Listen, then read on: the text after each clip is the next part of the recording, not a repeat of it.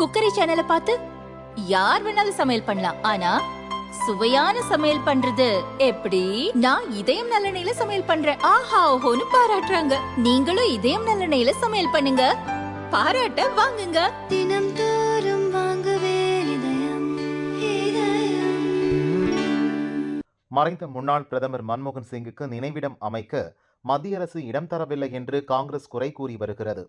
இந்த விஷயத்தில் காங்கிரஸ் கட்சி மீது அக்கட்சியின் முன்னாள் மறைந்த தலைவர்களின் வாரிசுகள் கோபமடைந்துள்ளனர். நீங்கள் உங்கள் தலைவர்களுக்கு என்ன மரியாதை செய்தீர்கள் என்று காங்கிரஸை திருப்பி கேட்டுள்ளனர்.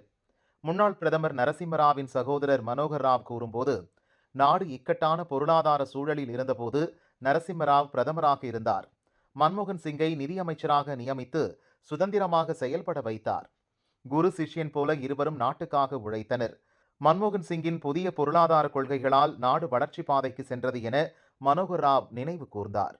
20 ஆண்டுக்கு முன்பு நரசிம்மராவ் இறந்தபோது காங்கிரஸ் என்ன மரியாதை கொடுத்தது என்பதை நினைத்து பார்க்க வேண்டும். காங்கிரஸ் தலைவர் சோனியா நரசிம்மராவ் இறுதிச் சடங்கில் கூட கலந்து கொள்ளவில்லை. காங்கிரஸ் அலுவலகத்தில் நரசிம்மராவ் உடல் வைக்க கூட அனுமதிக்கவில்லை. ஹைதராபாத்தில் இறுதிச் சடங்கு நடத்த காங்கிரஸ் கூறியது. அவருக்கு சிலை வைக்கவோ பாரத ரத்னா விருது வழங்கவோ இல்லை. அதனால் மன்மோகன் சிங் நினைவிடம் தொடர்பான விஷயத்தில் காங்கிரஸ் அதன் சம்பிரதாயங்களை முடித்துக் கொள்ளட்டும், நினைவிடம் அமைப்பதற்கான இடத்தை பாரதிய ஜனதா அரசு நிச்சயம் வழங்கும் என்று நரசிம்மராவ் சகோதரர் மனோகர் ராவ் கூறியுள்ளார். एक 20 साल पीछे मुड़ के देखना है। मनमोहन सिंह के गवर्नमेंट में उनका गुरु पीवी नरसिम्हा राव को क्या रेस्पेक्ट दिए थे। 2 गज का जमीन दिल्ली में नहीं मिला।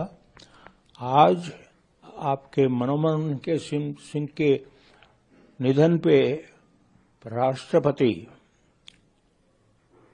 प्राइम मिनिस्टर, वाइस प्रेसिडेंट और पूरा कैबिनेट, ऑलमोस्ट कैबिनेट आके वहां बैठ के पूरा कार्यक्रम देख के गए हैं। उस दिन पीवी नरसिम्हा राव को कहाँ कौन आए थे? आपका सोनिया गांधी भी नहीं आए। उस जमाने में क्या था को सोनिया गांधी को कोई पावर था क्या? एआईसीसी का प्रेसिडेंट होगा ज्यादा होते। उनको कांग्रेस का प्राइम मिनिस्टर का निधन हुए तो हैदराबाद तक नहीं आ सकते क्या? पूरे देश नहीं घूम रहे हैं क्या? उनको पहले सोचना चाहिए ये बात करने में। उसका फॉर्मेलिटीज रहता है। वो क्या बोले, कुछ ट्रस्ट रहता है, वो ट्रस्ट को बस पहले तैयार कर ले, वो आपका फॉर्मेलिटी से करते। निगमबोध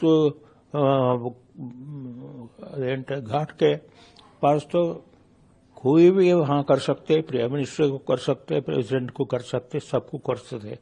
वो आप लोग वहां उनका एक स्टैचू नहीं लगाए पीवी नरसिम्हा राव का। और इतना साल आप रह के एक भारत रत्न दिए क्या आपको नरसिम्हा राव जी को?